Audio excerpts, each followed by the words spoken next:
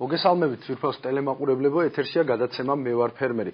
ჩვენ დღეს ვისაუბრებთ ჩვენი საუბრის ძირითადი თემა იქნება საქართველოში არსებული ლაბორატორიები და მათი მნიშვნელობა, მათი მდგომარეობის შესახებაც ვისაუბრებთ.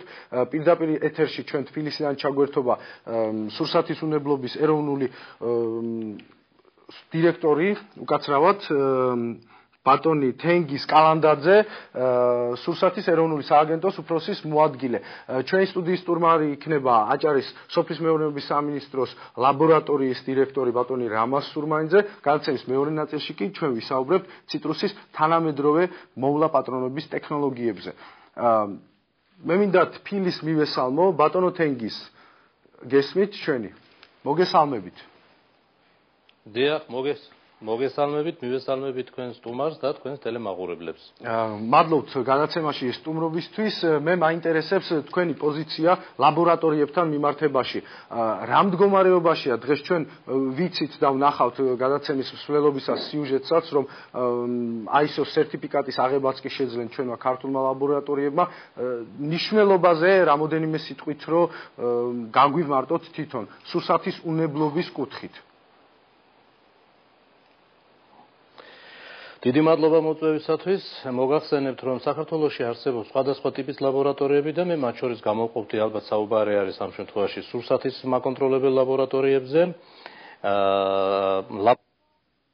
ლაბორატორიების კომპეტენცია საქართველოში ადასტურებს აკრედიტაციის ცენტრი, ეს გახლავთ ეკონომიკის სამინისტროსთან არსებული და სწორედ აკრედიტაციის ცენტრი ანიჭებს მათ ამ აკრედიტაციას. მოგახსენებთ, რომ ამ ბოლო 2 წლის განმავლობაში არის საკმაოდ სასიამოვნო სიახლე და რამდენიმე ლაბორატორია გადავიდა საერთაშორისო ევროპულ სტანდარტზე, ეს გახლავთ ISO 17025-ით, ანუ ამ ლაბორატორიებმა გაიარეს ამ სტანდარტით აკრედიტაცია, რაც იმას ნიშნავს, რომ მათ მიერ გაცემული გამოცდის ოქმი მისაღები იქნება უკვე ევროპული ქვეყნებისათვის, ანუ ეს ოქმი იქნება საერთაშორისოდ აღიარებული.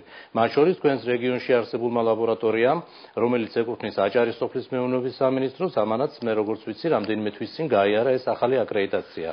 ლაბორატორიის მნიშვნელობა ძალზედ მნიშვნელოვანია მთელი საქართველოს მასშტაბით, იმიტომ რომ გარკვეული სურსათის კონტროლი უნდა ხორციელდებოდეს ორი სახით. ეს არის პირველი სახელმწიფო შეკვეთები, ანუ ჩვენ გაგვაჩნია გარკვეული საბიუჯეტო თანხები და ვაცხადებთ ტენდერს და მთელი საქართველოს მასშტაბით ხდება გამოვლენა ამ ლაბორატორიების, სადაც ჩვენ სახელმწიფოს მიგვაქვს მონიტორინგის კუთხით სხვადასხვა ნიმუშები, ეს არის თითქმის ყველა საკვები გარკვეული რაოდენობით, რაც ჩვენს ბაზარზე არსებობს და ასევე ლაბორატორიას აქვს კერძო შეკვეთები, ანუ მათ მიმართავენ კერძო ბიზნესმენები სხვადასხვა დარგში სხვადასხვა ანალიზების გასაკეთებლად. ბატონო თენგის, ჩვენ გავნაგზობთ საუბარს ასევე ჩვენთან სტუმრად შემოგვიერთება გადაცემაში ბატონი რამაზ სურმანიძე, აჭარის სოფლის მეურნეობის ლაბორატორიის დირექტორი, თუმცა მანამ ბატონი რამაზი შემოგვიერთება, ვნახოთ სიუჟეტი, რომელიც ჩვენ მოვამზადეთ თბილისში ამ საკითხთან დაკავშირებით. საქართველოს სოფლის მეურნეობის სამინისტროს ლაბორატორია ამავე უწყების საჯარო სამართლის იურიდიულ პირად 2006 წელს პირველი ვეტერინარული ლაბორატორიის ბაზაზე ჩამოყალიბდა. საუკუნეზე მეტი ხნის ისტორიის მქონე კვლევითი დაწესებულება, რომელიც სამზონალურ და 8 საველე სადგურს მოიცავს, დღესდღეობით ქვეყანაში ერთ-ერთი წამყვანი დიაგნოსტიკური ქსელია. აღსანიშნავია, რომ ახლახანს ლაბორატორიამ სტანდარტების საერთაშორისო ორგანიზაციისგან სააკრედიტაციო შეფასება ISO 17025 მიიღო. პროცესს წინ საერთაშორისო სერტიფიკატის ISO 9001-ის მიღება უძღოდა, რომლითაც დადასტურდა, რომ აქ კვლევები უახლესი ტექნოლოგიებისა და თანამედროვე მეთოდოლოგიის გამოყენებით ტარდება. განსაკუთრებით დიდი მნიშვნელობა გაწეულ ტექნიკურ მომსახურებას, აპარატურის დაკალიბრებას, სიზუსტეს. ანუ ეს ყველაფერი არის აი ამ აკრედიტაციის სფერო და ამიტომ უზარმაზარ პასუხისმგებლობას გვაკისრებს, რომ ყველა რგოლი ჩვენი სამუშაოს შევინარჩუნოთ მუდმივად ამ დონეზე, რაც როგორც ალბათ ხვდებით, ძალიან რთულია, როგორც პროფესიულად, ისე სამეურნეო კუთხით, ტექნიკური კუთხით ამის უზრუნველყოფა, მაგრამ ზუსტად ამიტომაც არის აუცილებელი, რომ ერთხელ მიღებული და შენარჩუნებული ეს სიმაღლე, როგორც იტყვიან, შემდეგ უკვე მყარი გახდეს, მდგრადი და იქცეს ჩვენ ყოველდღიურობად. ერთ-ერთი კვლევითი მიმართულება, რომელზეც საქართველოს სოფლის მეურნეობის სამინისტროს ლაბორატორიისთვის ISO სერტიფიკატების გადაცემა პირდაპირ აისახება, საკვები პროდუქტების ექსპერტიზაა. სურსათის უნებლობაზე გამკაცრებული კონტროლის განხორციელებისთვის შესაბამისი ინფრასტრუქტურის შექმნა და მისი გამართული ფუნქციონირების უზრუნველყოფა ევროკავშირთან ასოცირების შეთანხმების გაფორმების ვადის მოახლოებას უკავშირდება. ISO სტანდარტზე გადასვლა არ არის მარტო ფურცელზე დაწერილი რაღაც დოკუმენტი, ეს არის დოკუმენტი, სადაც კონკრეტულად გაწერილია თუ რა მეთოდები უნდა გამოვიყენოთ ჩვენ ამა თუ იმ კვლევაში და ჩვენ გვაძლევს ISO სტანდარტი იმის საშუალებას, რომ ჩვენი პასუხი არა მარტო საქართველოს ტერიტორიაზე იყოს მიღებული, არამედ საზღვარგარეთად კონკრეტულად ევროკავშირის ქვეყნებისათვის, რომელსაც მაგალითად ძალიან დიდი ინტერესია, რომ საქართველოს დაიკავოს ამ ბაზარზე თავისი ადგილი. საერთაშორისო სტანდარტების შესაბამისი სერტიფიკატისა და აკრედიტაციის მიღება საქართველოს სოფლის მეურნეობის სამინისტროს ლაბორატორიისგან კვლევითი სპექტრის გაფართოებას მოითხოვს. ამ დეტალის გათვალისწინებით დაწესებულება ვალდებულია იმ დაავადებების დიაგნოსტირებაც მოახდინოს, რომელთა გამომჟღავნებაც საქართველოში ამ დრომდე არ ხდებოდა. თავის დროზე ლაბორატორიას არ ქონდა შესაძლებლობა უпростоრედ ვერ იძენდა იმ აუცილებელი დიაგნოსტიკუმის, რომელიც ამა თუ იმ დაავადების კვლევისთვის იყო საჭირო. დღეისათვის ლაბორატორიის ხელმძღვანელობის კურსი ასეთია, რომ ნებისმიერი ნიმუში საეჭო რომელიმე ინფექცია, ამა თუ იმ ინფექციაზე უნდა სრულად გამოკვლეული და სრული პასუხი უნდა იქნეს მიცემული ლაბორატორიიდან. დღეისათვის ყველაფერი კეთდება ამისათვის, ლაბორატორიის ხელმძღვანელობა ყველაფერს აკეთებს, დიდია მხარდაჭერა და დახმარება ამ მხრით სოფლის მეურნეობის სამინისტროს მხრიდან და ამიტომ შეიძლება ითქვას, რომ უახლოეს მომავალში ლაბორატორია მთლიანად მოახერხებს ამას.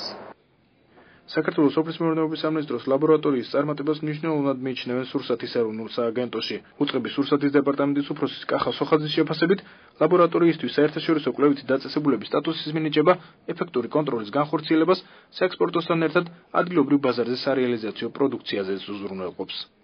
ყველაზე მთავარი ის არის, რომ სააგენტო კადრების მხრივ, ასე ვთქვათ, განიცდის სრულყოფას, ანუ სააგენტო ახლა ამ დღეებში იღებს შევსებას, რომ კონტროლი გახდეს მასშტაბური, კონტროლი გახდეს ეფექტური, კონტროლმა გადაინაცვლოს რეგიონების დონეზე და ასე ვთქვათ, მოიცვას სრული სამხმარებლო ბაზარი.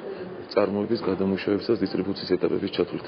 ევროკავშირის ბაზარი ერთ-ერთი ყველაზე უფრო დაცული ბაზარი არის ამ კუთხით და გამომდინარე აქედან ლაბორატორიების გარეშე და ლაბორატორიის მძლავრების გარეშე შეუძლებელი იქნება ქართული საზღვაო პროდუქციის ექსპორტი. ლაბორატორიისთვის საერთაშორისო სტანდარტებთან შესაბამისობის დამადასტურებელი დოკუმენტების გადაცემას დადებითად აფასებენ ვეტერინარიის დეპარტამენტშიც. აქ აქცენტს კვლევითი არეალის გაფართოებაზე აკეთებენ და აღნიშნავენ, რომ ცხოველთა დაავადებების გამოვლენა პრევენციის კუთხით მნიშვნელოვანი ცვლილებები იგეგმება. ჩვენ წელს ლაბორატორიასთან ერთად განზრახული გვაქვს ძალიან დიდი მოცულობის სამუშაოების ჩატარება და დაგეგმილია დაახლოებით 250,000 სრული პერიოდის ბრუცელოზზე გამოკვლევა, რომელიც ლაბორატორიის გარეშე ჩატარდება. შემდეგ, თქმა უნდა, მასთან ახლავს გადამოწვება გამოვლენილი პერიოდისა, რომელიც ბრუცელოზზე დადებითად მორიარგი იქნება. გარდა ამისა, 7 დაავადებაზე გავაფორმოთ ჩვენ ხელშეკრულება, ეს ის დაავადებები გახლავთ, რომელიც საქართველოში რეგისტრირდება და ჩვენ მოდივნად გვაქვს. და აგრეთვე გვაქვს ხელშეკრულებასთან დაკავშირებითაც, რომ უცნობი ეტიოლოგიის დაავადება აღმოჩნდა, ლაბორატორია ჩვენ მას გამოგვიკვლევს. საქართველოს სოფლის მეურნეობის სამინისტროს ლაბორატორიამ სტანდარტების საერთაშორისო ორგანიზაციის აკრედიტაცია ISO 17025 3 წლის ვადით მოიპოვა. 3 წლის შემდეგ კვლევით დაწესებულებას აღნიშნული აკრედიტაციის მოსაპოვებლად საჭირო პროცედურების გავლა ხელახლა მოუწევს. ჩვენ ნახეთ სიუჟეტი საქართველოს სოფლის მეურნეობის ლაბორატორიაზე და ბატონო თენგიზ მე მინდა გკითხოთ თქვენ რაც უფრო გააქტიურდა სურსათის ეროვნული სააგენტო და ჩვენ ვიცით რომ ბევრი სიახლეებია ბოლო 2 წლის განმავლობაში რამდენად ხშირია ფაქტები გამოვლენისა სურსათის უნებლობის სამსახურიდან რა თქმა უნდა ლაბორატორიის დახმარებით ჩვენს ბაზარზე შემოდინებული იმპორტირებული საქონელის არავარგისიანობა თუ შეიძლება ითქვას და ჯანმრთელობისთვის საზიანო პროდუქციის ამოღება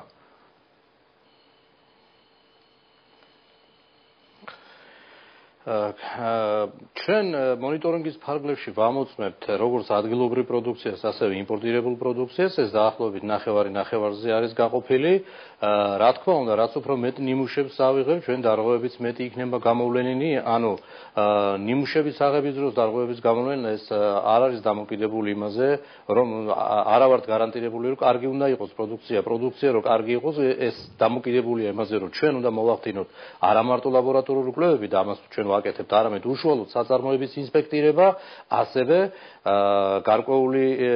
გარკვეული საბუთები, გარკვეული სერტიფიკატები უნდა მოვთხოვოთ იმპორტირებულ პროდუქციას, რომლის შემოწმებასაც ახდენს საბაჟო სამსახურის შესაბამისი სპეციალისტები. რაც შეეხება მონიტორინგის ფარგლებში ნიმუშების აღების რაოდენობას, შარშან დაახლოებით გაიზარდა წინა წლებთან შედარებით და უფრო მასობრივად მოვიცავით ჩვენ ეს სხვადასხვა დასახელების ნიმუშები, ეს იყო ხორცი, ხორცპროდუქტები, რძის ნაწარმი, თევზეული, ბავშვთა საკვები, ბოსტნეული და ასე შემდეგ, სასმელი წყალი, ღვინო და ასე შემდეგ და წელს ნიმუშების აღების რაოდენობა თითქმის გაათმაგებულია, ანუ გაცილებით დიდი რაოდენობით ავიღებთ ჩვენ ამ ნიმუშებს, რა თქმა უნდა, ამ ნიმუშების აღების დროს ჩვენ ვითვალისწინებთ წინა წლების დროს აღმოჩენილ დარღვევებს, იმას სწორედ რაც თქვენ მკითხეთ და ძირითადი დარღვევები აღმოჩენილი არის ისეთ მზა პროდუქტებში, რომელიც არის მაგალითად მზა სალათები, სადაც ძირითადად სანიტარულ-ჰიგიენური პირობებია დარღვეული, ხოლო რაც შეეხება იმპორტირებულ პროდუქციას, აქ დარღვევები ნაკლებად არის აღმოჩენილი, ვინაიდან ხშირად ისმება შეკითხვა, რომ ისეთი პარამეტრები, როგორც არის საკვებ დანამატების კვლევა, რომელიც შეიძლება იყოს იმპორტირებულ პროდუქტში, ჯერჯერობით საქართველოში არ კეთდება, ხოლო სხვა მხრივ, სხვა უნებლობის პარამეტრების კუთხით, იმპორტირებული პროდუქცია, როგორც ადგილობრივი პროდუქცია, აკმაყოფილებს საქართველოს კანონმდებლობით დადგენილ მოთხოვნებს. როგორ ვფიქრობთ, ბატონო თენგის, სურსათის ეროვნული სააგენტოს გააქტიურებული სამუშაო, ეს ლაბორატორიების მიერ ჩატარებული კვლევები, რის შედეგადაც შეიძლება ადგილობრივი წარმოებაში დაშვებული შეცდომები იქნას აღმოჩენილი, ეს დაარტყამს თუ არა ადგილობრივი ფერმერის წარმოებას, ესე ვთქვათ, იმიტომ რომ ჩვენს ფერმერს დღეს საშუალება არ აქვს ტექნოლოგიურ დონეზე განვითარდეს, თუმცა რაღაც პრევენციული სახის რეკომენდაციები ხომ არ იგეგმება დავუშვათ სურსათის ეროვნული სააგენტოდან, ვიცით რომ სოფლის მეურნეობის სამინისტრო სხვადასხვა ტიპის კონსულტაციებს განაგრძობს არა მხოლოდ რეგიონში, არამედ მთელი ქვეყნის მასშტაბით. თქვენი მოსაზრება ამ საკითხთან დაკავშირებით? კონსულტაციების თემას შევეხები პირველ რიგში სოფლის მეურნეობის სამინისტროს გააჩნია ისი თქვენ მთელი საქართველოს მასშტაბით საინფორმაციო საკონსულტაციო ცენტრები და ყველა დარგში რაც სოფლის მეურნეობას ეხება მათ შეუძლია მოსახლეობას შეუძლია მიიღოს ინფორმაცია, ასევე ჩვენი სააგენტო ახორციელებს საკონსულტაციო მომსახურებას, ჩვენ სპეციალურად ბრძანებით გვაქვს დამტკიცებული და ჩვენ მომსახურებას ვახორციელებთ სწორედ იმ დარგებში, რომელსაც ჩვენ ასე ვთქვათ ვფარავთ საქართველოს მასშტაბით, ეს არის ვეტერინარია, სურსათის უნებლობა და მცენარეთა დაცვა. რაც შეეხება იმას, რომ ფერმერს დაარტყამს არ ამგონია, მე ასე არ ვფიქრობ და ვფიქრობ პირიქით. ლაბორატორიები არის აუცილებელი ერთ-ერთი პირობა იმისა, რომ ფერმერი იყოს ინფორმირებული, ფერმერმა აწარმოოს კარგი და უნებელი პროდუქცია, ხარისხიანი პროდუქცია და სწორედ უნებელი პროდუქცია მიაწოდოს მან მომხმარებელს. ანუ ჩვენი ძირითადი საზრუნავი პირველ რიგში ჩვენი კანონით როგორც არის ეს გაწერილი და თითქმის ყველა კანონი ესე იწყება, ჩვენ პირველ რიგში უნდა უზრუნველყოთ ჩვენი მომხმარებლის ჯანმრთელობა და მათი სიცოცხლე უნდა დავიცვათ და სწორედ ამიტომ ჩვენ ყველაფერი უნდა გავაკეთოთ იმისათვის და ლაბორატორია ერთ-ერთი ინსტრუმენტი გახლავს სწორედ ამისათვის, რომ უნებელი პროდუქცია განთავსდეს ბაზარზე. მაგალითად გლეხი, რომელსაც მოყავს ბოსტნეული ფერმერი. დიახ, ბატონო თენგიზ, მე მაინტერესებდა უკაცრავად იმ შემთხვევაში თუ კი სურსათის უნებლობის სააგენტო აღმოაჩენს სავაჭრო პუნქტში ჯანმრთელობისთვის საშიშ პროდუქტს, იქნება ეს გადაცილებული თუ სხვა დარღვეული ტექნოლოგიებით, აი რა მექანიზმი გაქვთ თქვენ, ჯარიმდება ესეთი სავაჭრო ობიექტი, რა კანონიერი მექანიზმი არსებობს ამის ასახყვეთად? ჩვენ კანონში დღესდღეობით ასე თუ ისე უკვე ყველა ის მექანიზმები აღდგენილია ბოლო 2 წლის განმავლობაში, რომელიც იცით რომ რამდენიმე წლის წინ შეჩერებული იყო ჩვენი კონტროლის მექანიზმები და ეს მექანიზმებია ჩვენ საჯარიმო სანქციები გაგვაჩნია და ამას ჩამოგითვლით ძალიან მოკლედ. პირველი ეს არის რომ ყველა ბიზნეს ოპერატორი მეწარმე, რომელიც თავის საქმიანობას ეწევა სურსათში და ცხოველთა საკვებთან მიმართებაში, უნდა იყოს რეგისტრირებული საჯარო რეესტრში, როგორც სურსათის მწარმოებელი ბიზნეს ოპერატორი. თუ ის არ იქნება რეგისტრირებული, ამაზე გათვალისწინებელია გათვალისწინებულია 300 ლარიანი საჯარიმო სანქცია.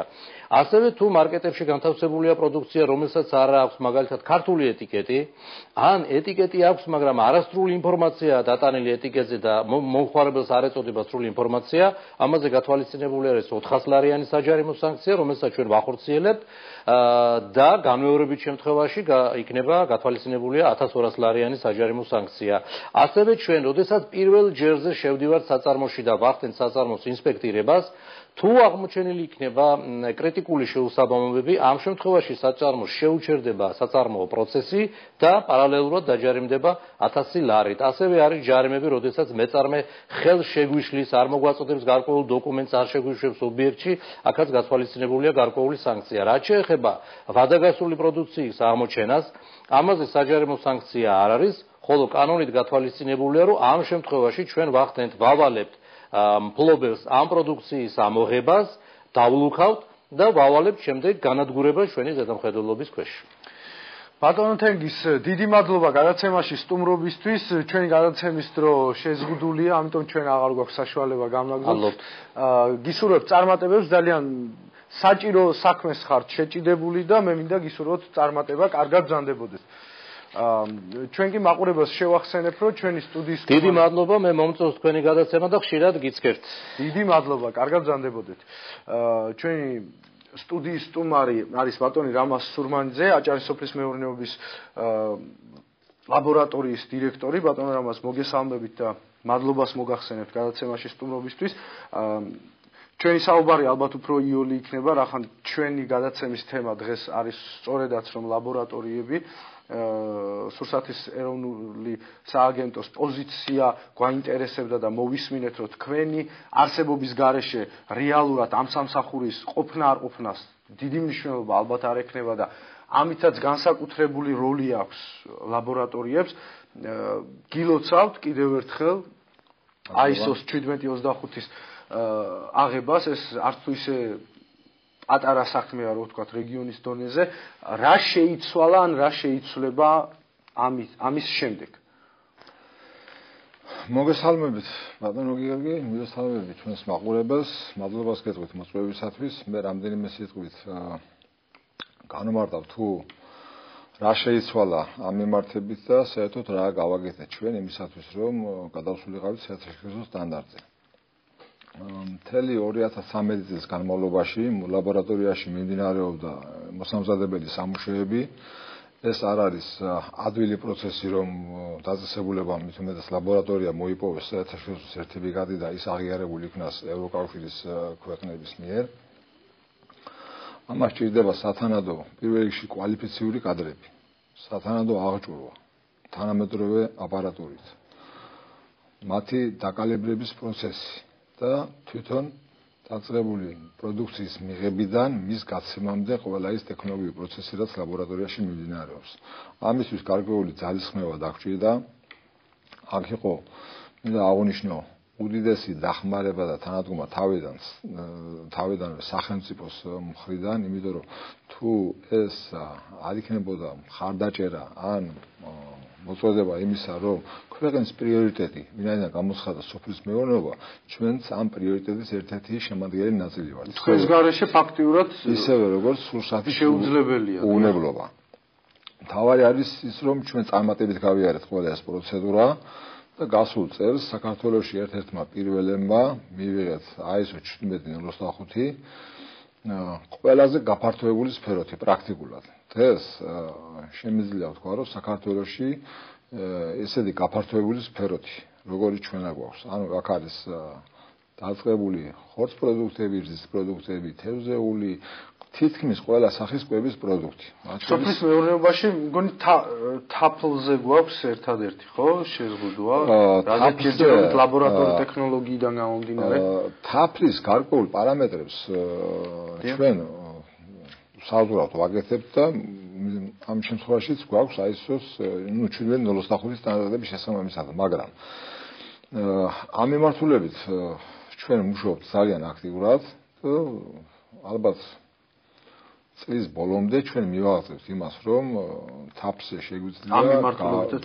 ბატონო რამაზ, ლაბორატორიის მე რეჟისორს თქო გვაჩვენოს კადრები აჭარის სოფლის მეურნეობის სამინისტროს ლაბორატორიაში. მე მაინტერესებს მოხდა თუ არა რაიმე ახალი ტექნიკის შესყიდვა, დამატებითი რესურსის მოძიება თუ ეს ძირითადად არსებულის მობილიზების შედეგად მოხდა ამ სტანდარტის მონიჭება თქვენთვის? არსებულით იქ იყო გარკვეული აპარატურა, მათ შორის თანამედროვე აპარატურა, რომელიც პრაქტიკულად ძალიან ბევრ ლაბორატორიას არ გააჩნია. უახლესი აპარატურა და თავისთავად მთელი 2013 წლის განმავლობაში კიდე შევისყიდეთ უამრავი აპარატურა და აღჭურვილობა ლაბორატორიის მთლიანად აღჭურვილებისათვის, რომელიც დააკმაყოფილებდა საერთაშორისო სტანდარტის მოთხოვნებს. და თანამშრომელთა კვალიფიკაცია მოხდა თუ არა რაღაც ტრენინგების გავლა, გადამზადება? თავისთავად მოხდა, ჩვენ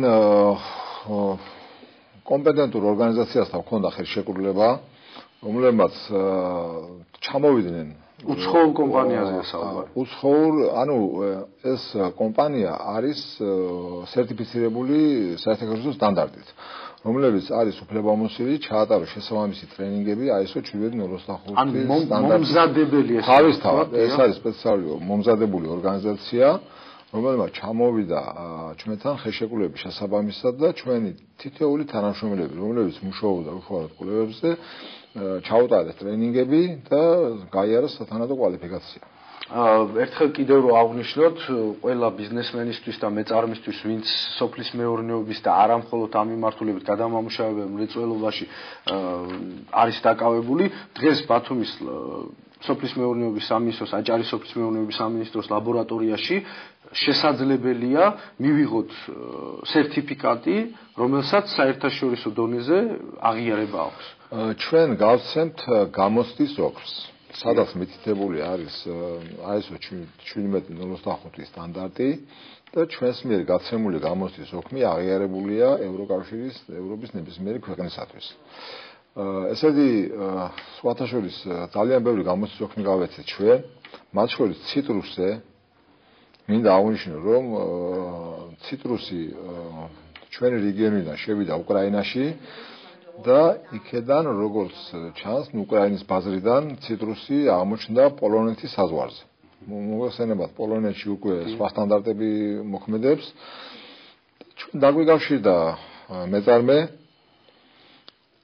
მოგვაწოდეს პროდუქცია, თავისთავად დავიწყეთ კვლევები, გავეცით გამოცდის ოქმი, პროდუქციამ დაურყოლებლივ გაიარა ჩვეულებრივად უკრაინა-პოლონეთის საზღვარი. ანუ პრეცედენტი შეიქმნა. პრეცედენტი რამდენჯერმე შეიქმნა. ასევე ჩვენთან აქვს წარმოებულ ობიექტებს, სურსათის წარმოებულ ობიექტებს ხელშეკრულებები, გავცემთ გამოცდის ოქმებს, რომელთა მეშვეობითაც აღნიშნული პროდუქცია დაურყოლებლივ გადის თითქმის ყველა ბაზარზე. თქვენ ასევე ურთიერთობა გაქვთ და მუშაობთ სურსათის ეროვნულ სააგენტოსთან, ხო? საბაჟოს კი ბატონო. აი რამდენად სურსათის ეროვნულ სააგენტოსთან, ასევე საბაჟოსთან მე მინდა აღვნიშნო ერთი ძალიან კარგი ტენდენცია, რომელიც მიმდინარეობს მთლიანად ქვეყანაში და ეს ბატონმა თენგიზმა აღნიშნა, ბოლო წლებში 2013-ში და 2014-ში ძალიან აქტუალური გახდა სურსათის კვლევის საკითხი. ანუ ერთ-ერთი პრიორიტეტი სოფლის მეურნეობაში არის თვითონ სურსათის უვნებლობა და მისი შემადგენელი ნაწილია. გასულ წელთან შედარებით საგრძნობლად გაიზარდა კვლევების რაოდენობა, ანუ თუ შარშან ხდებოდა თქვა 100 ნიმუშის აღება, წელს უნდა მოხდეს 1000 ნიმუშის აღება. გამოცხადებული იყო ტენდერები, ამასთან დაკავშირებით, ცალკე ლოტების მიხედვით ეს შეეხება როგორც სასმელ წყალს, უალკოჰოლურ სასმელებს, ალკოჰოლურ სასმელებს, კულინარულ ნაწარმს, ხორცის ცხოველურ და მცენარეულ პროდუქტებს ცალ-ცალკე ლოტებად და ჩანს ეს არის საჯარო ინფორმაცია, თითქმის 10-ჯერ არის გაზრდილი ჯერადობა. ანუ არის აი კერძო სექტორიდან მომართვიანობა გვესმის, რომ სახელმწიფოს პრიორიტეტიდან გამომდინარე ძალიან დაიტვირთა ლაბორატორიის საქმიანობა. კერძო სექტორი თუ აქტიურობს და თუ არის მომართვიანი? საკმაოდ აქტიურობს, გამომდინარე იქიდან, რომ ერთ-ერთი მოთხოვნა უკვე კანონით არის განსაზღვრული, სურსათის მწარმოებელი ობიექტი ვალდებულია გაიაროს რეგისტრაცია საჯარო სამსახურში და დარეგისტრირდეს როგორც მწარმოებელი საწარმო. ასევე კანონი მას ავალდებულებს ქსელში მის მიერ წარმოებული პროდუქცია უნდა გაიტანოს, რომელსაც თან უნდა ახლდეს ხარისხის დამადასტურებელი დოკუმენტი.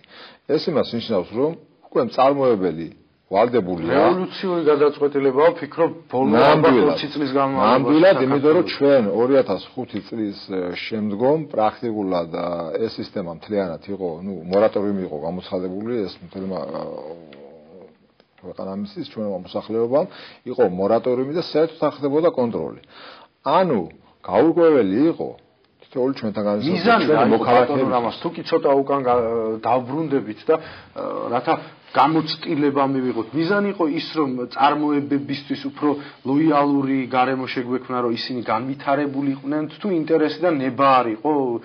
ეს ხომ ესეთი ძალიან სერიოზული. ძირითადი მიზანი ის იყო, რომ მოგეხსენებათ ვადების რევოლუციის შემდგომ მოხდა პრაქტიკულად ეს, რომ თქვათ, გარკვეულ სისტემებში იყო კორუფცია. პირველი იყო ეს მიზეზი, რომ გამოცხადა მორატორიუმი და მეორე მიზეზი იყო ის, რომ ჩვენს საწარმოებს, ანუ ჩვენი ობიექტები არ იყვნენ მზად იმისათვის, რომ სტანდარტები დაეკმაყოფილებინათ თუნდაც ჩვენს ქვეყანაში მოქმედი სტანდარტები, რომ არ ვილაპარაკოთ საერთოდ ევროპულ სტანდარტებზე.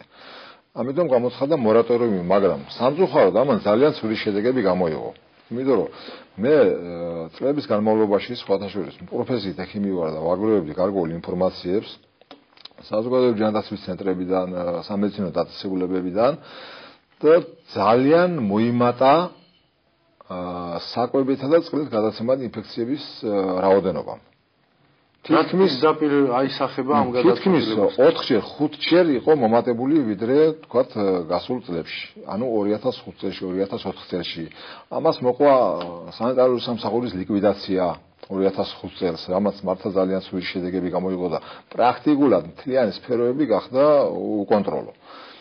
შედეგებიც მივიღეთ, რომ გაიზარდა ყველაფერი ეს აისახა ჩვენს ჯანმრთელობაზე. ბატონო რამას, აი საბაჟოს მიმართულებით ჩვენ ვიცით, რომ როგორც კი გააქტიურდა სურსათის უნებლობა და ჩაერთო ამ საქმიანობაშიც ლაბორატორია, ბევრი ფაქტი იქნა აღმოჩენილი. ბოლო პერიოდის ტენდენცია როგორა, იმპორტიორებმა დაიწყენ გათვალისწინება იმ საკითხის, რომ აქ კონტროლი უფრო გამკაცრებულია. ვფიქრობ, გაითვალისწინეს ესეთი ინფორმაცია უფრო მეტად შემოსავლების სამსახურს და სურსათის ეროვნულ სააგენტოს აქვს, მაგრამ ვინაიდან ჩვენ თანამშრომლობთ იმ მიმართებით, რომ მოვიგეთ ტენდერი და პრაქტიკულად დასავლეთის საბაჟოებზე შემოსული პროდუქცია ისინჯება ჩვენს ლაბორატორიაში და ხდება დასმების გაცემა, შესაბამისი ოქმების გაცემა, თვითონ ჩანს პრაქტიკულად, რომ უკვე ცხოველი პროდუქციაზე პრაქტიკულად ხდება 100%-ით შემოწმება. ანუ საზღვარს ვერ გადმოკვეთავს საქონელი ცხოველური პროდუქტი, თუ ის არ არის შემოწმებული.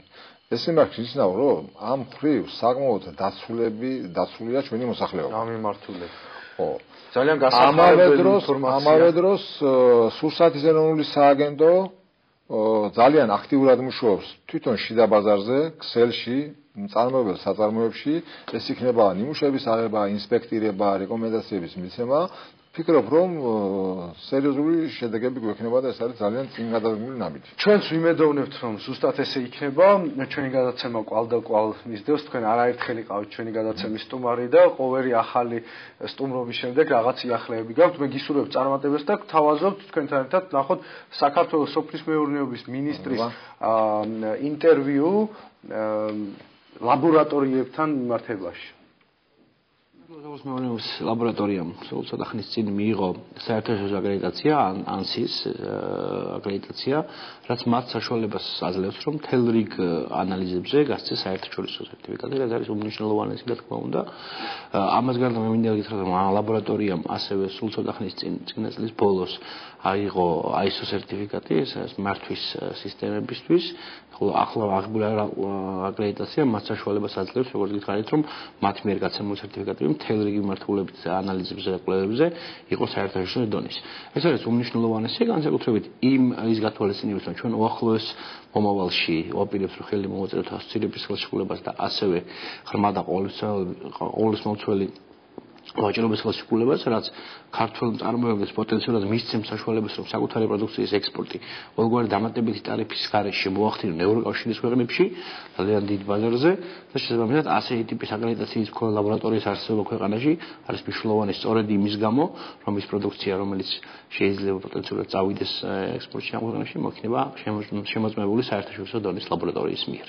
ამ აკრედიტაციის მიღება მთელი წინა პერიოდი ჰქონდა, სადაც მათ მთელი რიგი წინა ვალდებულების ჰქონდათ კონკრეტული მოთხოვნები და აკმაყოფილებინათ, თუმცა ძალიან მნიშვნელოვანი სამუშაო იქნა გაწეული 2013 წლის განმავლობაში ამისთვის, რომ ლაბორატორიას შეძლებოდა და დაეკმაყოფილებინა ეს მოთხოვნები, შესაბამისად მათ ეს შეძლეს მიიღეს საერთაშორისო აკრედიტაცია და თავისთავად ამ აკრედიტაციის შენიშნებას და კიდევ უფრო გაფართოებას სხვა მიმართულებებით ეცინი მოხერხებინა. ლაბორატორია მუდმივად ვითარდება მთელი რიგი მიმართულებებით, საკმაოდ მაღალი ხარისხის ლაბორატორია, მოგეხსენება მთელი რიგი ანალიზებს მხოლოდ ამ ლაბორატორიაში აკეთებენ საქართველოში და თავისთავად ჩვენ გვაქვს სამოქმედო გეგმა ლაბორატორიის ხელწერილი თავისი, რომელიც მიხედვითაც ისინი აპირებენ მთელი რიგი მიმართულებით, ასევე დამატებითი აკრედიტაციის მიღებას, თავისთავად ვადიანია აკრედიტაცია, თუმცა მე მაქვს იმედი, რომ ისინი შეძლებენ ამ ვადის გასვლის შემდეგაც კვლავ მიიღონ ეს აკრედიტაცია. რომ ძირითადი აქცენტი აქვს ვეტერინარულ მიმართულებაზე არის გაკეთებული არსებულ კვლევებში, თუმცა ჩვენ ვაპირებთ, რომ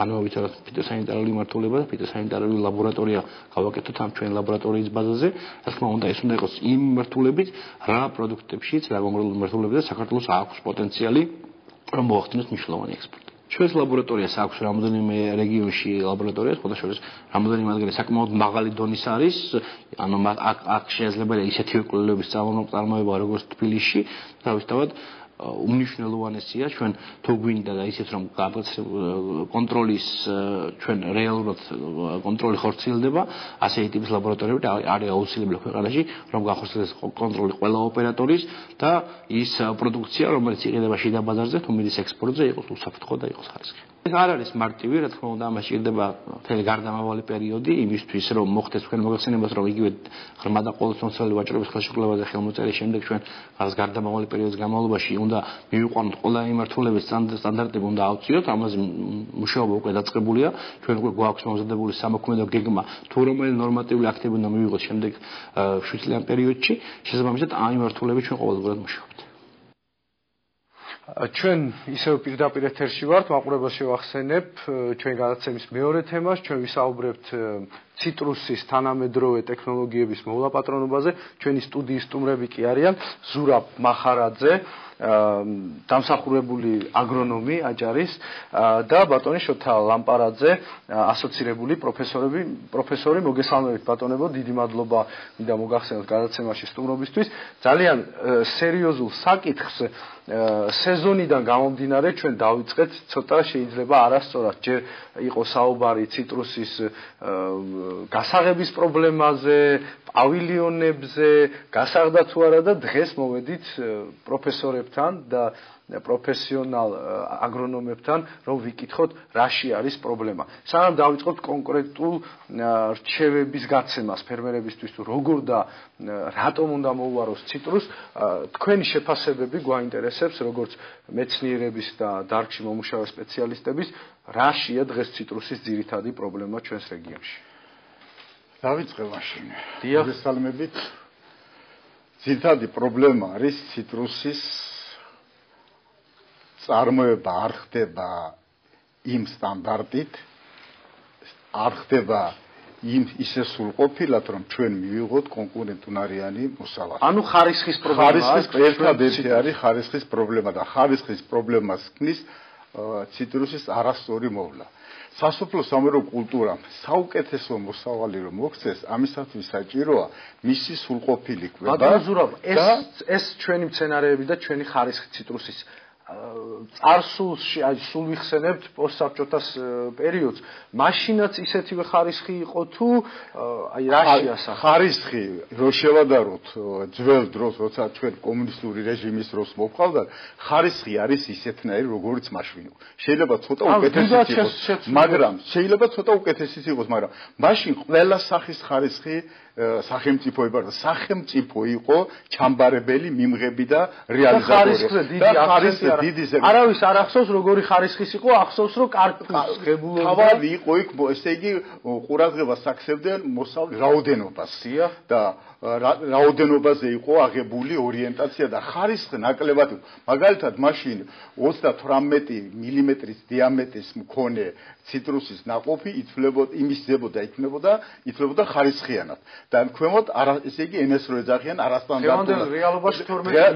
დღევანდელ რეალობაში უკვე გასულ წელს მაგალითად 46 მმ-ის დიამეტრის მქონე ნაყოფს თითქმის დაუჭარდა 50-ზე ქვემოთაც უკვე უარსაცხადებელი. ბატონ ზურაბ, სანამ კონკრეტულ შეკითხვებს გადავალ, მე მინდა ბატონი შოთას პოზიციას მოვისმინოთ ამ საკითხთან დაკავშირებით. ბატონ შოთა, რას ფიქრობთ? აი ამ ხარისხთან ერთად კიდევ რა ასპექტებშია პრობლემა ციტრუსთან მიმართებაში? და საერთოდ არის თუ არა ეს დარგი, რომელზეც უნდა ვიფიქროთ სამომავლოდ, რომ იყოს ჩვენი პრიორიტეტული მიმართულება სოფლის მეურნეობაში, რეგიონს გულისხმობ. მეც მინდა ტელემაყურებელს მივესალმო და ბატონო გიორგი, თქვენ დიდი მადლობა გადაგიხადოთ ტელევიზიაში მოწვევისათვის. მადლობთ. ეხლა ყველასათვის ცნობილი არის, რომ მეციტრუსეობა ჩვენი რეგიონისათვის ყოველთვის იყო, არის და იქნება ფულადი შემოსავლის ძირითადი წყარო. დასაკვირველია 90-იანი წლების მოვლენებმა გარკვეული დაღი დაასვა სოფლის მეურნეობის ყველა დარგს და მათ შორის მეციტრუსეობას. გაჩანაგდა ციტრუსოვანთა პლანტაციები, მოსავლიანობის დონე 5-6 ჯერ შემცირდა, გაუარესდა ხარისხი და გლეხი კაცი დარჩა, ესე იგი გაღატაკებული, თუ შეიძლება ასე ითქვას. იმიტომ რომ ჩაის კულტურის შემდეგ ციტრუსის კულტურა იყო კიდევ მეორებ ჩვენში წამოწევი. ანუ თქვენ ფიქრობთ, რომ პირდაპირ ხარისხის პროპორციულად დაკნინდა ეს დარგი, თუ არის სხვა კონკრეტული პრობლემებიც, რაც შეიძლება განხილული იქნას დღეს თუნდაც ამ დარგის დაკნინება კიდევ მეორებ გამოიწვია იმ დროისათვის 90-იანი წლების პერიოდში ქვეყანაში შექმნილმა პოლიტიკურ-ეკონომიკურმა ვითარებამ. უმუშევრობა ფერმერს, მაშინ ფერმერი არ იყო, მაგრამ გლეხს არ ქონდა იმის შესაძლებლობა, რომ შეეძინა შხამქიმიკატები, მინერალური, ორგანული სასუქები და ნიადაგი გაენოყიერებინა. აი ზუსტად მივდივართ ჩვენი საუბრის ძირითად თემაზე, თუ როგორ უნდა მოუაროს ციტრუს ფერმერმა და მე დღეს რაც ვნახე, დიახ, ჩვენ გვაქვს საშუალება რომ ვნახოთ კადრები.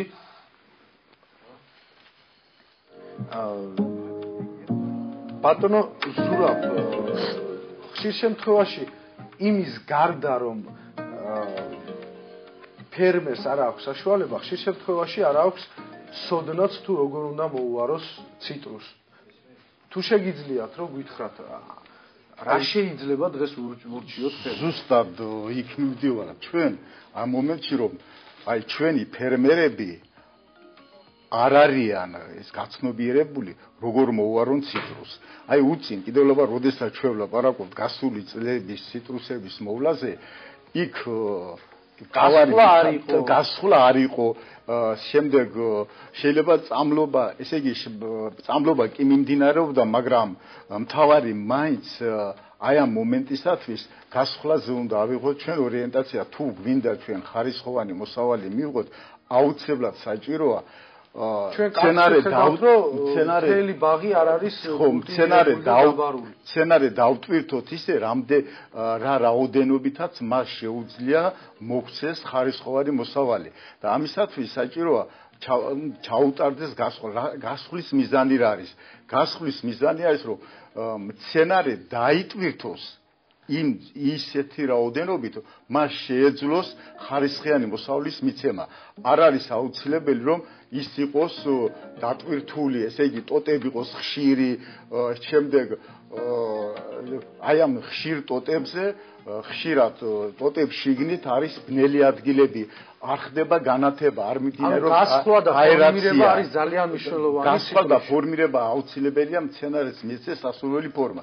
სასურველი ფორმის მიცემა ეს იმას ნიშნავს, რომ მცენარის ყველა ესე იგი ფოთოლი ყველა ناقოფი არის განათებული. როცა განათებული არის, თუ არის სისხლები ეცემა, აქ ناقოფ უფრო ხარისხიან თუ არის მობერებული ნარგავების განახლების საშუალება გასული. ჩვენი ბაღების უმეტესობა არის მობერებული. აი საერთოდ მცენარე მანდარის მცენარე სრულფასოვან მოსავალს გაძლევს, როდესაც ის 60-70 წლის ასაკის არის. შემდეგ, რა თქმა უნდა, შეიძლება ის მსხმოიაროს, მაგრამ მისი პროდუქტიულობა თანდათანობით ეცემა. ამიტომ ყველა გლეხმა უნდა იზრუნოს ესე ბაღების გაახალგაზრდობისათვის გასხვლასთან დაკავშირებით უნდა შეცვალოს ახალი ჯიშები. ბარვაზეც რო გითხრათ, აი კადრში კარგად ჩანს, რომ მთელი ბაღი არ არის გადაბარული და არის ერთგვარი შემოფარგლული თვითონ ნარგავი. ეხლა მეორე საქმეა კიდე ნიადაგის მოვლა. ამ ნიადაგის საფარის მოვლა. უწინ მაგალითად ჩვენ პრობლემა ჰქონდა რომ არ დაბარულიყო ბაღი, შეუძლებელი იყო, მაგრამ ეხლა თანამედროვე გამოცდილება გვაძლევს საშუალებას ამერიკელი სპეციალისტები გვირჩევენ რომ არ არის აუცილებელი ვირჩევენ რა თქმა უნდა აუცილებელი არ არის პირიქით რეკომენდირებული რეკომენდაციას გვაძლევენ არ მოხდეს ბაღის დაბარვა რა მიზეზს ასახელებენ მიზეზს რას ასახელებენ მანდარის ფესტას სისტემა აი ფესტას ბაღი მისა მანდარის ფესტას სისტემა ძირითადად გავრცელებული არის 25-30 სანტიმეტრის ნიადაგის სიღრმეზე და როდესაც ჩვენ ბარავთ ამ შემთხვევაში ძირთადად ბარავს 20-25 სანტიმეტრის სიღრმეზე და ვაჭრით ყველა იმ ფერს რომელიც შემწოვი ფესი ქვია, მყვებავი ფესი ქვია, ამ ფესს ვაჭრით ჩვენ მცენარის. ამის ნაცვლად ჯერ ერთი ფესვებზე მინდა, როცა ფესვებს ვაჭრით მცენარის აღარ რჩება უნარი საკვები შეწოვების და მცენარე იძულებული ხდება განიცადოს ეს აწარმოოს ახალი ფესვები. და ის ამ პროცესს ის მთელი წლის განმავლობაში აწარმოებს და ის საკვები ენერგია ხარჯავს ფოტოსინთეზის შედეგად წარმოქმნილი ორგანული ნივთიერება, რომელიც უნდა მოხმარდეს საკვისა ნაყოფის ფორმირებას, ახმარს ფესვების წარმოქმნას და ფესვების ზრდას. ამიტომ ასე შემთხვევაში ჩვენ ვერ მივიღეთ ხარისხიან ნაყოფს. შეიძლება მოსავალი მივიღოთ. აქ თავარი მოსავალია, მაგრამ ხარისხია. იქნება წვრილი ნაყოფი. ბატონო ზურაბ, ამ თემას გაგაგრძელებინებთ აუცილებლად, უკაცრავად ბატონ შოთას მინდა გავაგრძელებინო ეს სინქრონში წამლობის და ის პრეპარატების გამოყენების ტექნოლოგია. ჩვენ შეგვიძლია კადრებში ვნახოთ ასევე ფერმერთან ერთ-ერთი საჩვენებელი ნაკვეთი, სადაც ეპის პროგრამით ხორციელდება თქვენ ჩართულობით, მოვლა პატრონობა, როდიდან უნდა დაიწყოს ზამთრის შემდეგ პირველი წამლობა და რითი რას ურჩევთ თქვენ ფერმერებს? საერთოდ წამლობის პერიოდი გარკვეულად განისაზღვრება იმის მიხედვით თუ როგორი იყო ზამთარი. შეიძლება მარტის თვეში ეხლა თოვლი მოვიდა რა შეიძლება მარტის თვე იყოს თოვლიანი და ცივი. ზოგიერთი წლები გამოირჩეოდა მაგალითად თბილი ზამთრით არა. განსხვავებულია ესე იგი სეზონის მიხედვით წამლობის პერიოდიც განსხვავებულია.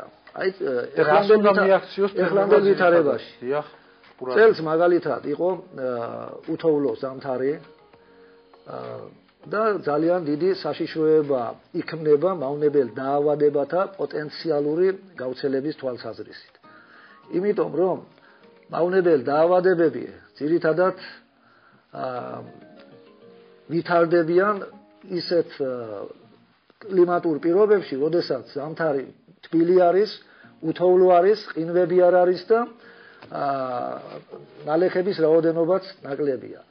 წელს მაგალითად თბილი ზამთარი იყო, კიდევ მეორე თოვლის საფარი არ იყო, ამიტომ წელს გაცილებით შეიძლებოდა რომ ადრე დაწყებულიყო პირველი წამლობა. დიახ, ბატონო შოთა, მაყურებელს საშუალება აქვს დაგვიკავშირდეს პირდაპირ ეთერში და ალბათ უფრო კონკრეტულ შეკითხვებსაც დასვამენ. კონკრეტულად რომ მიუთითოთ დავუშვათ, აი ჩამოვაყალიბოთ, რამდენი წამლობა ჭირდება ციტრუსს საშუალოდ წლის განმავლობაში და რა პერიოდებია? ეხლა შაბლონურად ვერ ვიტყვით. ადრე კომუნისტური რეჟიმის პერიოდში 4-ჯერ იწამლებოდა ციტრუსოვანთა პლანტაციები. მაგრამ ეხლა გააჩნია ბაღის ფიტოსანიტარულ მდგომარეობას, საერთო მდგომარეობას, მავნებელ დაავადებების გავრცელების რისკს, აი აქედან გამომდინარე ჩვენ უნდა გავთვალოთ წამლობის ჯერადება. აი ეს ყველაფერი უნდა გაითვალოს, მონიტორინგი, საველე მონიტორინგი, ანუ დათვალიერებები უნდა ტარდებოდეს სისტემატიურად. და ამიტომაც არის რომ მეცნიერ მუშაკები, სოფლის მეურნეობის დარგის მუშაკები კარდაკარ გავდივართ, მეც ვარ ჩართული ამ პროგრამაში. მესმის ბატონო შოშტარ, აი ჩვენ არაერთხელ გავაშუქეთ თქვენი ჩართულობა გვესმის, მაგრამ ფერმერს თუ შეწევს ზალა და ზარია ეთერში გავაგრძელებთ ამ თემას, მოგესალმებით, დასვით შეკითხვა. მოგესალმებით. ალო, გამარჯობათ. მოგესალმებით. გამარჯობათ ბატონო. დასვით შეკითხვა. ბატონო ზურაბთან მაქვს შეკითხვა. ბრძანეთ. ერთი შეკითხვა მაქვს ბატონო, აი სასუქები რო შემოდის ახლა, რატომ არ შემოდის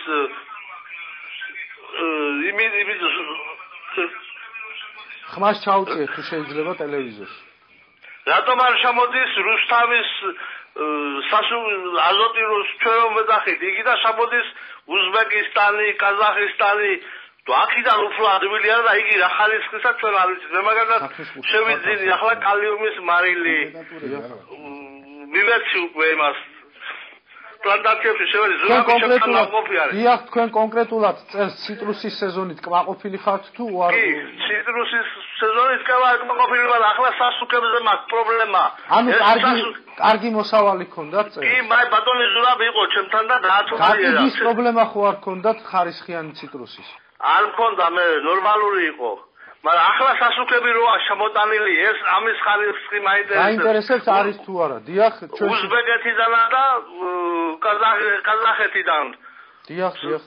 დიდი მადლობა. როგორია ეს სასუქები, რატომ აქედან არ შემოდის, რუსთავიდან იქიდან რატომ? დიდი მადლობა, გასაგებია თქვენი შეკითხვა, ჩვენ შევეცდებით დაიკონკრეტოთ, თუ კი დღეს ჩვენ ვფლობთ აქ ინფორმაციას, რომ გავცეთ ფერმერს თუ არა და ჩვენ შევეცდებით. არა, ამის ინფორმაცია ჩვენ არა გვაქვს, საიდან შემოდის. შეიძლება მიმართოთ ლაბორატორიას და ჩავატაროთ კვლევები ისეთ შეიძლება დავადგინოთ, რატო არ შემოდის, შეიძლება და აი რაც თავარია, მე რაზე მინდა გავამახვილო ყურადღება, დიახ, წამლობაზე ვსაუბრობთ, თუმცა სანამ დაუბრუნდებით წამლობას, ჩვენ ჩავწერეთ დღეს ერთ-ერთი ფერმერი, რომლის მოსმენის საშუალებაც გვექნება გადაცემის მსვლელობისას და მანაც განაცხადა, რომ ძალიან ხარისხიანი ციტრუსი ქონდა, სხვათა შორის თქვენი ამ რეკომენდაციებით აქვს ბაღი მოვლილი და პრობლემა საერთოდ არ მქონია, 70 თეთრად გავყიდე სტანდარტული ციტრუსი, სუპერი $1 და დამატებითი ანაზღაურება სოფლის მეურნეობის სუბსიდირება წავიღეო, მე რეჟისორს თქო მოგვასმენინოს ეს სინქრონი ფერმერი,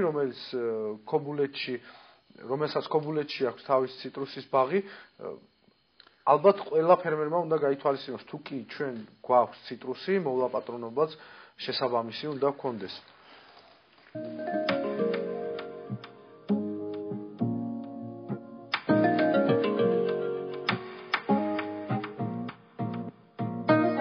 დაახლოებით 40 წელია ვეწევი მანდარინის მოვლაპატრონობას და ვფიქრობდი, რომ ცოდნა მქონდა მანდარინის წარმოების საქმეში. მაგრამ ამ ბოლო პერიოდში 3 წლის განმავლობაში ეპრის პროგრამით დავიწყე ბაღის მოვლა. განვითარებ. შედეგიც უკეთესი არის, ხარისხი რა თქმა უნდა გამიზარდა. არასტანდარტი მანდარინი პრაქტიკულად არ არის. ვფიქრობდი, რომ ცოდნა მქონდა მანდარინთან დაკავშირებით. და თურმეც ასე რომ ვთქვათ, არაფერი მანდარინის შესახებ არ ვიცოდი, არ ვცოდნია. პირველ რიგში ზეპირად ვიღებდი, ვყიდულობდი შხამხიმიკატებს, ვაკეთებდი ხარჯს და შეიძლება ეს დანახარჯი ჩემ ბაღში იყო სულ ტყუილად, უბრალოდ. ამის შემდეგ მოვიდა სპეციალისტები, დაარიგეს ბროშურები ძალიან მარტივ ენაზე და ამ ბროშურების და შედეგად მივდივარ ბაღის მოვლაპატრონობაზე. ზეპირად ვიცოდი, რომ ბაღი უნდა დაბარულიყო თავიდან.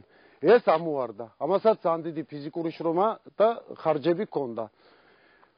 კეთება უბრალოდ მულჩით, ხის პირველ რიგში გამსხლით, ფორმირება ხის ფორმირებით და შეწავლა. ციტრუსს ღებულობდი. ჩემი ბაღი ჩამოვიდა 12 ტონაზე, 12 ტონაში 5-6 ტონა იყო არასტანდარტი მანდარინი. 5000 მეტრზე. წელს იყო 17 ტონა, ჩემთან პრაქტიკულად ტონა არასტანდარტი არ მქონები. იყო საუკეთესო მანდარინი. ჩვენს მეციტრუსე ფერმერებს ვურჩევ, რომ წავიდეს აი თანამედროვე ტექნოლოგიებით, რომელიც ცოდნა აგვიმაღლა ეკპის პროგრამამ. მოთხოვნილება დღევანდელი ბაზრის არის ხარისხზე და რა თქმა უნდა, მზისხივი ხის გამსხლის შედეგად მზისხივი, ვარჯი, ყველაფერი იძლევა შესანიშნავ შედეგს.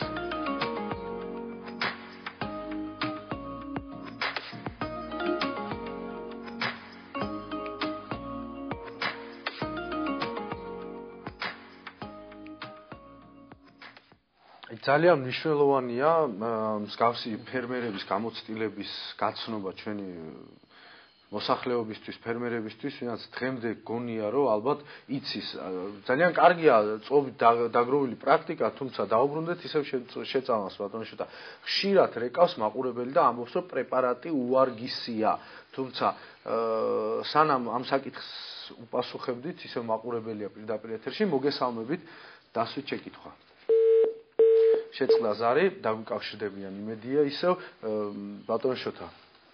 პრეპარატებთან დაკავშირებით, აი არის თუ არა რეალური, თუ კი ჩვენ არასწორად გამოვიყენებთ პრეპარატს, ვიფიქროთ, რომ ის არის უხარისხო. ეხლა ბატონო გიორგია, ხშირად არის პრეტენზიები იმის თაობაზე, რომ ესა თუ ის შხამქიმიკატი, რომელიც გამოვიყენეთ ჩემს საკარმიდამო ბაღში, არაეფექტური დარჩა. და აცხადებენ, რომ ფალსიფიცირებული არის. ესე იგი სუროგატია. საიდან ამტკიცებთ, რომ მეუბნებით, არა? შედეგი სახეზე არის, შევასხურეთ და შედეგი არ გამოიღო. მაგრამ საქმე იმაშია, როდის შეასხურა, როგორ შეასხურა და ჩვენი რეკომენდაციებით თუ შეასხურა თავისთავად. ეხლა მავნებელ დაავადებების მიმართ ბრძოლის საკითხი ძალიან მნიშვნელოვანია. აი იმ აგროტექნიკურ ღონისძიებებს შორის, რომელიც მიმართულია ციტრუსოვანი კულტურების მოსავლიანობის გაზრდისაკენ, ყველაზე უფრო მნიშვნელოვანი არის აი ამ შხამქიმიკატებით პლანტაციების დამუშავება. ჩვენ სისტემატიურად დავდივართ სული ამ სიტყვის მნიშვნელობით კარ და კარ. ქობულეთის რაიონში 10 ფერმერულ მეურნეობაში მე და ჩემი კოლეგა დავდივართ რეგულარულად. აი, როცა იქნება, აი კალენდარული ვადების მიხედვით დავდივარ. თუ ესა თუ ის მავნებელია დაავადება. სურვილისამებრ არ დავდივარ ჩვენ, ესე იგი. ესე იგი სპეციალური გაერთიანებები არის გაერთიანებები შექმნილი და ჩვენ მივდივართ იმ დროს, როცა ესე იგი ამა თუ იმ მავნებლისა თუ დაავადებების გამოჩენის, ესე იგი, შესაძლებლობა პერიოდი არსებობს. ჩვენ ვათვალიერებთ ბაღებს, მიგვაქვს სათანადო ხელსაწყოები, დამადიდებელი ლინზები, მაკვირდებით, ფოთოლს, ნაყოფს. რამდენად დამაჯერებლად მიიჩნევენ მოსახლეობის პოზიციაში? ჯერ აქვთ თქვენი რეკომენდაციები? ჩვენი რეკომენდაციების ჯერა იმას, ვინც ჩვენი, ესე იგი, რჩევები გულთან ახლოს მიიტანა, ჩვენ იქვე პატარა რეცეპტის სახით ვუწერთ.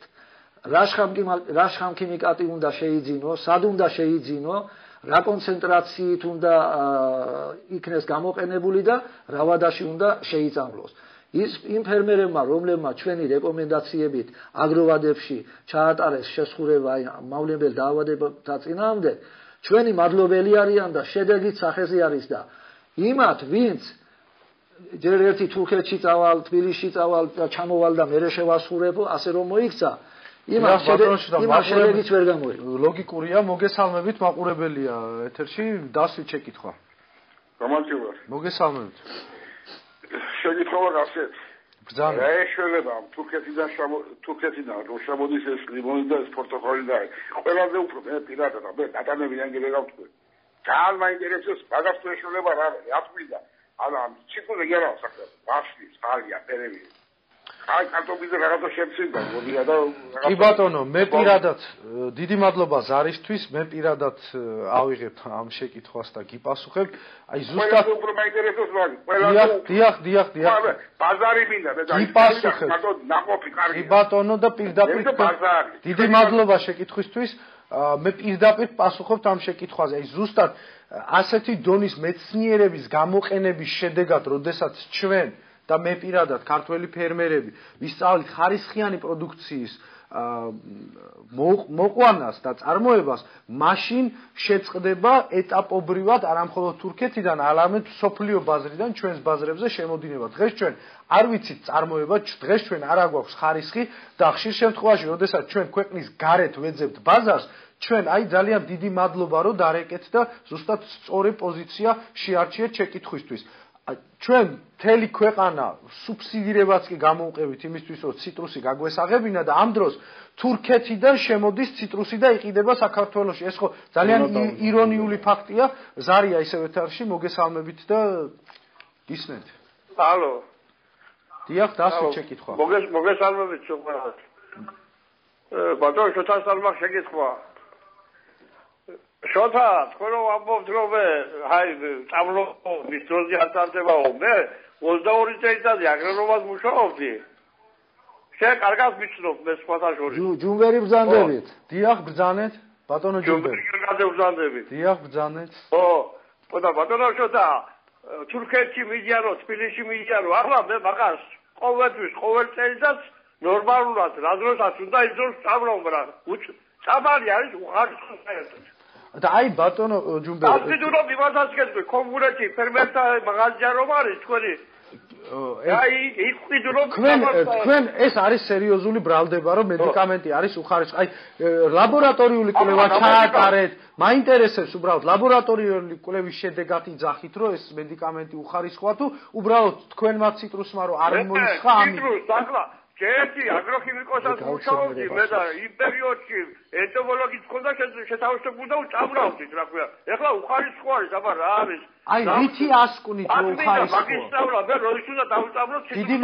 დიდი მადლობა ზარისთვის. აი შე შემთხვევაში ჩვენ გგონია შეიძლება ცოტა არაკორექტული ვიყო, მაგრამ ძალიან ბევრი რო ვიცით გგონია, იმიტომ ვართ ამ დღეშიც და არ გვინდა გავითვალისწინოთ პროფესიონალების რჩევები. დიახ, ბრძანეთ ბატონო. ბატონო ჯუმბერ როდესაც შხამქიმიკატებს ყიდულობთ ამა თუ იმ მაღაზიაში, თუ მოგითხოვიათ როდისმე აი ამ პრეპარატის ხარისხისა და წარმოშობის სერტიფიკატი. სავარაუდოდ არა, ბატონო ჯუმბერი, არა ეს ხალხზე გაგვემშვიდობა. აი თქვენი პოზიცია მე სავსებით გეთანხმებით, თუმცა დისკუსიის მე უფრო მინდოდა დღევანდელი გადაცემა რომ კონკრეტული რჩევებისკენ, აი ძალიან რთულია ბატონო ზურაბ თქვენთან გადმოვალისებ, ძალიან რთულია დააჯერო ადამიანს თუ კი შენი არ ჯერავს და არ უნდა დაჯერება, რაც არ უნდა ჩვენ ველაპარაკოთ, ვერ დავაჯერებთ. მოდით ვისაუბროთ იმ ფერმერებისთვის, ვისაც ჯერავს და დახმარების მოლოდინშია. კონკრეტული რჩევები მე ციტრუსე ფერმერებისთვის დღეიდან როგორ მიყვეს რომ სეზონზე კარგი ციტრუსი გქონდეს. კონკრეტულად მოკლედ ძალიან ცოტა დრო დახვდა. ყველა ის ტექნოლოგიური პროცესი, რომელიც მცენარის მოვლა მოყვანისათვის არის საჭირო, უნდა ჩაატაროს თავის ვადაში და განსაკუთრებული ყურადღება და მიაქციოს ეხლა სასუქების შეტანას. როდესაც ჩვენ ვლაპარაკობდით მცენარეთა დაცვაზე, მავნებლებისა და დაავადებების წინააღმდეგ, აქ არა ნაკლები მნიშვნელოვანი სასუქების როლი და სწორი შეტანა. სასუქი დღეს რა პერიოდია ციტრუსისთვის? დღეისათვის უნდა ამ მომენტისათვის შესატანი არის მაგალითად ორგანული სასუქები. ეს იქნება ნაკელი, კომპოსტი, ტორფი და გადამწვარი სახით თუ ნაკელი, რა თქმა უნდა, გადამწვარი, ახალი ნაკელი არ უნდა შეიტანოს. ეხლა ნაკელი რო არის დაუშვათ 10-15 დღის, ასეთი ნაკელი არ უნდა შეიტანოს. იმიტომ რომ ასეთი ნაკელი შეიცავს ბევრ მარილებს, სხვათა შორის მავნე მარილებს და ამავე დროს არის დიდი რაოდენობით ამიაკი, რომელიც მომწამლელი არის მცენარის. და მე ფერმერი დაგვირეკავს და გვეტყვის, იცით რა, მე სასუქი შევიტანე და ჩემი ციტრუსი გარკვეულად მოქმედებს ვარყოფდა. გარდა ამისა, სასუქების შეტანაზე ხშირად მეკითხებიან სასუქების შეტანაზე განსაკუთრებით კალიუმის და ფოსფორის სასუქების შეტანა. მე აქ მათ დოზებისა და ნორმების რჩევების მიცემაზე ხშირად თავს ვიკავებ.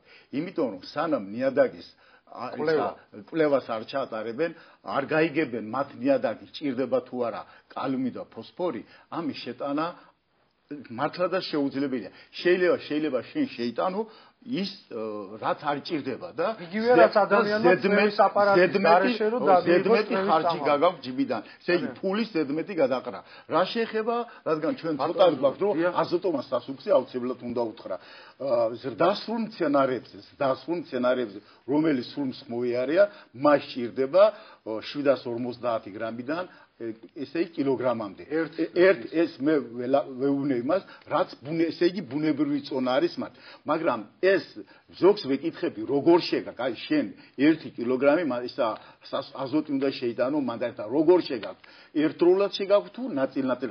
უმეტესობა მეუბნება, რომ როდესაც ჩვენ დავდივართ კარდაკარ, ერთდროულად შეგვაქვს. ეს არის წყალში გადაყრილი ფული. აზოტი არის ადვილად ხსნადი, როდესაც შეიტანა ფერმერმა დაუშვათ აპრილის თვეში, შვენიერ საღამოს მოვიდა წვიმა, კოკისპირული წვიმა და ეს აზოტი მთლიანად ყველა ჩაირეცხა. შეიძლება 100%-დან მცენარემ გამოიყენოს მხოლოდ 10%, დანარჩენი 90% არის დაკარგული.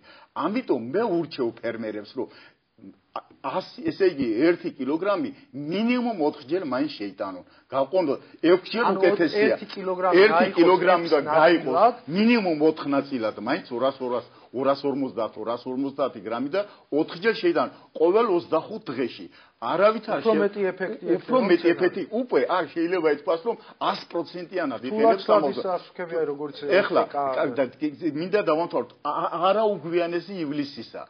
ივლისის შემდეგ, დაახლოებით 1 ივლისის შემდეგ აზოტომანი სასუქე არ უნდა შეიტანოს. როცა გვიან შეიტანს ივლისში და აგვისტოში, მცენარე აგრძელებს ზრდას, გვიან მწიფდება და გვიან შემოდის, ესე იგი, მოსავალი. გარდა ამისა, მცენარე ვერ ასწრებს მომწიფებას და ზამთარს ხდება მომწიფებელი. მომწიფებელ მცენარეს ყინვები, ზამთრის არახელსაყრელი გარემო ადვილად აზიანებს და მომავალი წლის მოსავალი კარგება. ესე იგი, ყველაფერი გათვლილია ტექნოლოგია, ესე რომ წელს რომ მე კარგად ვატარებ აგროტექნოლოგიებს, მომავალში მე უკეთეს მოსავალს ვღებულობ. არაერთი წლის მოსავლისათვის ვიბრძვი, არამედ ვიბრძვი მომავალი წლის მოსავლისათვის. ეს არის სწორი დაგეგმა და აგრონომიული მეცნიერების სწორი გამოყენება. ის ვინც იძახის, რომ მანდარის მოვლა მოყვანა ვიციო, ნამდვილად მე ცოტა გული მწკივა. წარმატებები ძალიან დიდი ბოდიში ჩვენი დრო ამოიწურა გადაცემის. დღეს ჩვენ ვისაუბრეთ და შევთანხმდით, რომ სამომავლოდ შეიძლება საერთო პროექტებიც მოვიფიქროთ, რომლითაც ვისაც სურვილი ექნება იმათთან შეიძინოს ეს ცოდნა, რაც საჭიროა. ბატონო შოთა, ერთგვარი შეჯამება მინდა თქვენსგან გადაცემის. რაშია ჩვენი პრობლემა საზოგადოების? აგრარულ სფეროს გულისხმობ, რა თქმა უნდა, სხვა სფეროებშიც არანაკლები პრობლემები გვაქვს. რატომ ვფიქრობთ, რომ ესოდენ რთული მეცნიერება შეიძლება ნებისმიერმა იცოდეს? ამ სფეროში ხო ცოდნის გარეშე ძალიან რთულია რაიმე გადაწყვეტილების მიღება. თქვენი აზრი მაინტერესებს და რამოდენიმე სიტყვით ჩვენ ამ მიმართულების მეცნიერების სირთულე რო აუხსნათ მაყურებელს. საერთოდ სოფლის მეურნეობა, სახალხო მეურნეობის სხვა დარგებთან შედარებით რთული დარგია იმდენად, რამდენადაც ძირითადად დამოკიდებული არის ეს დარგი ბუნებრივ კლიმატურ პირობებს. საკმარისია ერთი გაუთვალისწინებელი შემთხვევა მოხდეს, აი ყინვები მამსხედველობაში და მთლიანად განადგურდეს ციტრუსოვანთა პლანტაციები. ეხლა პრობლემა რაში დგას? საერთოდ ეს ჩვენი ზონა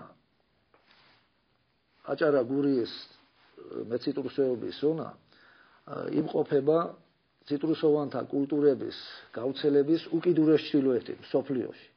ამას იქი ციტრუსები აღარ ხარობს. საბჭოთა კავშირში იყო საუკეთესო ადგილი ციტრუსის მოსაყვანად და ამიტომაც შეიჭრა. სოფლიო ბაზრის არა მსოფლიოს ამას ძალიან ხშირად ვიმეორებ და ბატონო ძალიან ცოტა დრო გრჩება, მე მაინტერესებს კონკრეტულად მიპასუხეთ თუ არ გინდათ თავი არიდოთ, რატომ გონია ჩვენს მოსახლეობას, რომ ესოდენ რთული პროფესია მეცნიერება შეიძლება ნებისმიერმა გამლელმა იცოდეს და არ ჭირდებოდეს თქვენი როგორც პროფესიონალების დახმარება. თქვენ ამას იმიტომ გეკითხებით, რომ თქვენ ხშირი შეხვედრები გაქვთ ფერმერებთან და აი თუ მიხვდით, რატო არ ჯერავს ფერმერს, რომ შეიძლება მეცნიერმა მისე მეტი იცოდეს მოვლა პატრონობის. ეს მეგონი ზედმეტი ამ პატრონობით არის გამოწვეული. საერთოდ ველა ფერმერი, ნებისმიერი ფერმერი აი სიახლეების დანერგვასთან დაკავშირებით ყოყმანობს, მერყეობს. ეხლა აი ის პროგრესული ტექნოლოგიები, რომლებიც ჩვენ ვასწავლეთ ფერმერებს არა? და როგორ დაიყოლიეთ ეს აი როგორიც არის ძალიან საინტერესო საუბარია ჩვენი გასწრება.